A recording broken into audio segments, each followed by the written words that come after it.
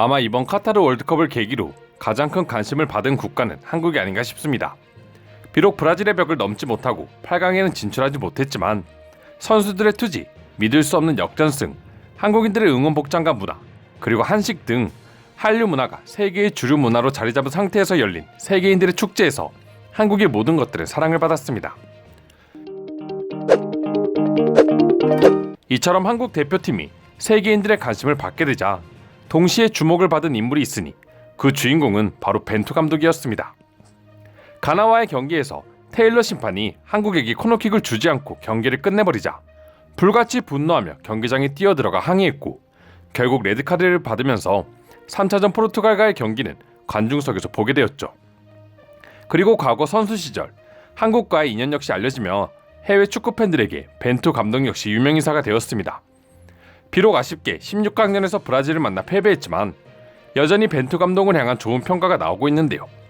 물론 그만큼 단점도 있었고 모든 게 완벽할 수는 없었지만 16강전이 끝나자마자 벤투 감독이 사퇴를 표명하자 대부분의 한국인들은 아쉬움의 반응을 보여주었습니다. 또한 해외 축구 팬들 역시 벤투 감독의 빠른 사임 표명에 당황한 기색을 비추기도 했는데요.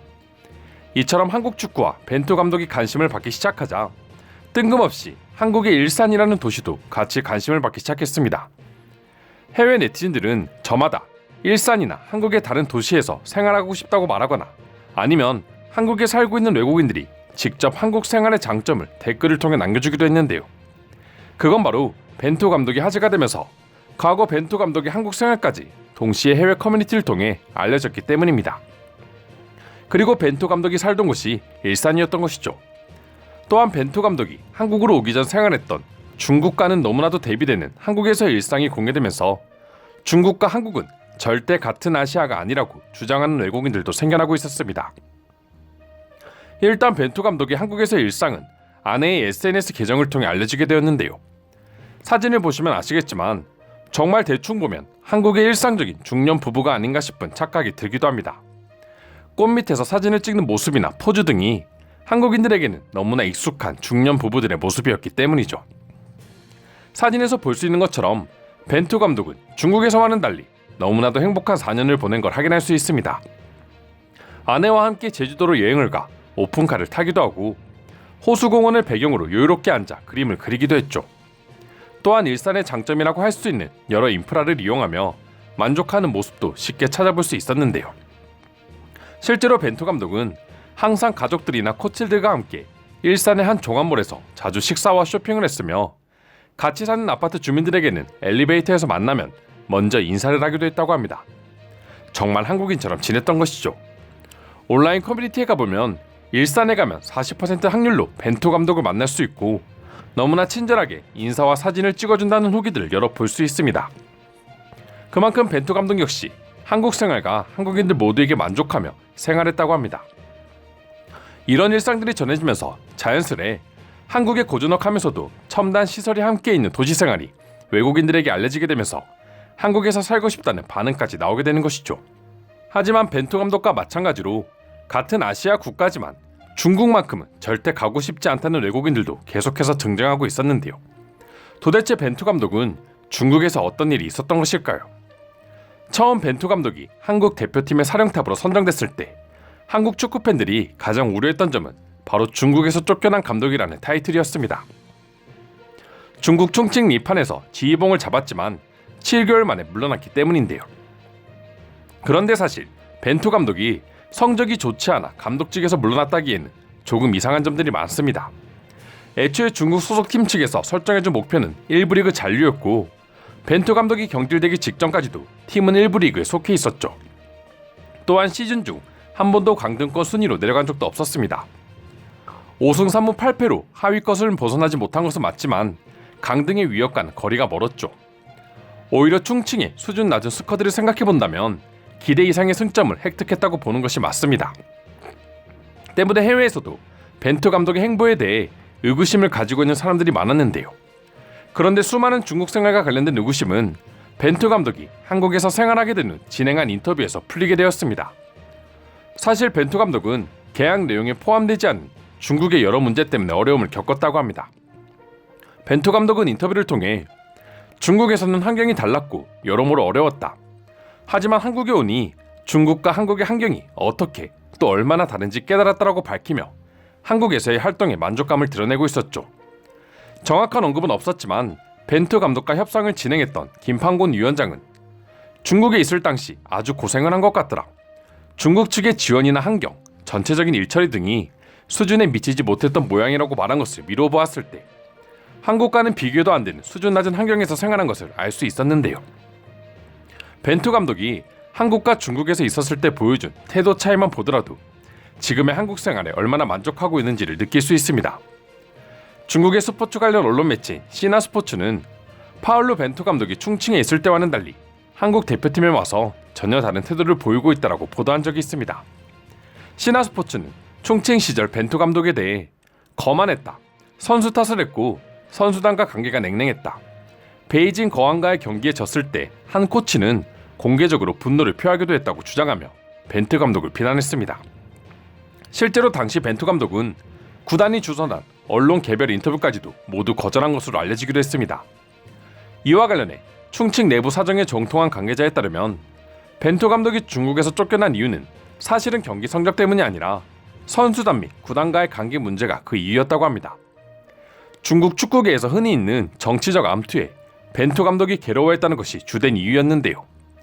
그로 인해 선수단 운영 과정이 밀도 있게 이루어지지 못한 것에 불만을 가지고 있던 것이죠. 반면 한국에 온 벤투 감독은 중국 언론의 보도와는 달리 매우 진중했으며 굉장히 신사적이었죠. 그를 따르는 코칭 스태프 역시 마찬가지였습니다. 김 위원장과의 미팅에서도 굉장히 우호적인 태도를 보여주었다고 하는데요. 사실 아시는 분은 아시겠지만 중국 축구계는 극악하기 짝이 없습니다. 체계적이지 못한 시스템뿐만 아니라 중국의 국가대표 선수들조차 한국과는 비교도 할 수 없는 약한 멘탈을 가지고 있는 걸로 유명하죠. 실제로 중국에서 활동을 했던 수많은 외국인 감독들이 중국 활동 이후 중국 축구에 학을 떼고 있는 것은 누구나 알고 있는 사실입니다. 일례로 마르첼로 리피 중국 대표팀 감독은 복귀 175일 만에 또다시 감독직에서 물러나며 기술 부족은 이해하겠지만 정신력 해이와 축구 지능 부족은 진절머리가 난다라는 말을 남겨 화제가 된 적이 있습니다. 명색이 국가대표라는 선수들이 의욕도 없고 자신감도 결핍된 것에 회의감을 느꼈다고 하는데요. 중국 프로축구에서 오랜 시간 지도자로 활약 중인 이장수 선전FC 감독도 중국 축구계에 비난을 터뜨린 적이 있었습니다. 무려 20년이나 중국 축구계를 지켜본 이장수 감독은 한국 속담에 10년이면 강산이 바뀐다는 말이 있지만 중국은 20년이 넘도록 전혀 발전이 없다. 때론 이 모습에 너무 화가 날 정도라며 비판을 서슴지 않았습니다. 이처럼 처음 아시아 감독직을 맡은 벤투 감독의 행선지가 중국 리그다 보니 당연히 아시아 나라에 대한 거부감이 들 수밖에 없었고 벤투 감독은 한국 대표팀의 감독 제안 역시 망설이게 된 것이죠. 하지만 바로 옆에 있는 나라임에도 불구하고 중국과는 완전히 다른 환경과 시민의식 등을 갖추고 있는 한국 생활을 경험하고는 무려 4년이라는 시간 동안 행복한 나날을 보낼 수 있었던 것입니다. 실제로 벤투 감독의 아내는 항상 SNS를 통해 한국 생활에 대한 엄청난 만족감을 보여주었죠. 비록 브라질에게 힘없이 패배하기는 했지만 그래도 우리에게 너무나도 행복한 월드컵을 경험하게 해준 벤투 감독의 앞날을 응원하며 벤투 감독의 한국 생활을 보고 해외 축구 팬들은 어떤 반응을 보여주고 있는지 자세히 소개해드리도록 하겠습니다. 솔직히 나 같아도 중국을 먼저 경험했다가 한국에 왔으면 천국으로 느껴질 것 같아. 중국은 사람이 살만한 곳이 아니야. 특히 외국인이라면 더더욱. 벤투 감독 얼굴이 좋아 보이는 게 다 이유가 있었네요. 와이프와 함께 있는 모습이 정말 편안해 보여서 그런지 저도 아내와 노후를 한국의 일산이라는 도시에서 보내고 싶다는 생각이 듭니다. 사실 중국 팀과의 갈등을 빼고 봐도 한국이 압도적으로 살기 좋은 나라지. 이건 누구도 부정할 수 없을 거야. 전 실제로 중국과 한국에서 둘 다 살아봤지만 조금의 고민도 없이 한국을 선택할 것입니다. 치안과 인프라 등 모든 분야에서 한국이 월등합니다.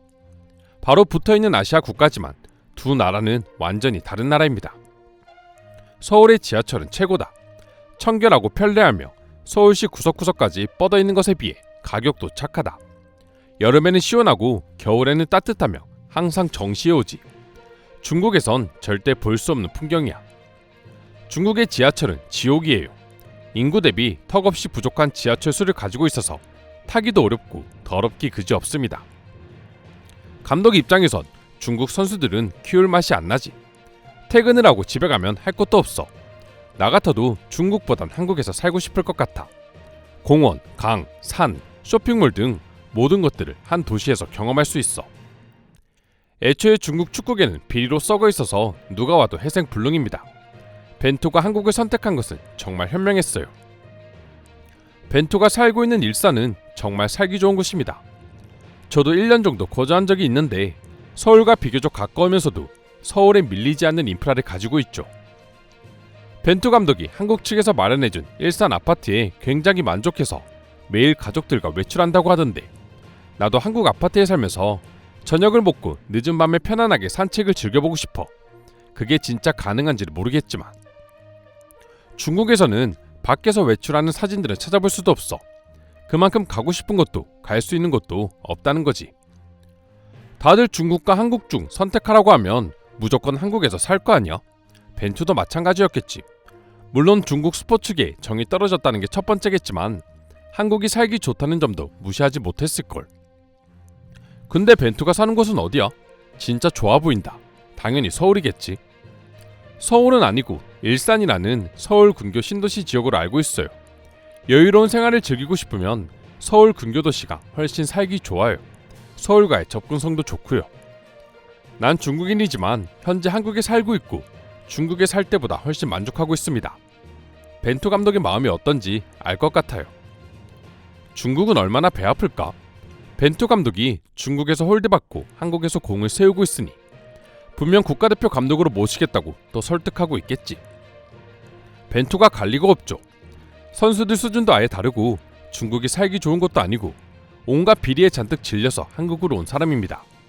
그리고 한국 신도시에서 저렇게 행복하게 살다가 과연 중국으로 가서 다시 잘 지낼 수 있을까요? 벤투보다 더 이름 높던 명장들도 중국에만 갔다 오면 지쳐서 나옵니다. 그만큼 지옥이에요, 중국은. 사실상 모든 면에서 비교가 안 되지. 중국이 경제 대국인 것은 맞지만 그것이 사람이 살기 좋은 말이라는 걸 뜻하는 것은 아니다. 한국에서 살아본 내가 가장 잘 알아. 이상으로 벤투 감독의 한국 라이프에 대한 해외 반응 살펴보았습니다. 오늘도 끝까지 영상 시청해주셔서 감사드리며 여러분들의 구독과 좋아요는 영상 제작에 큰 힘이 됩니다. 이상 종크TV였습니다.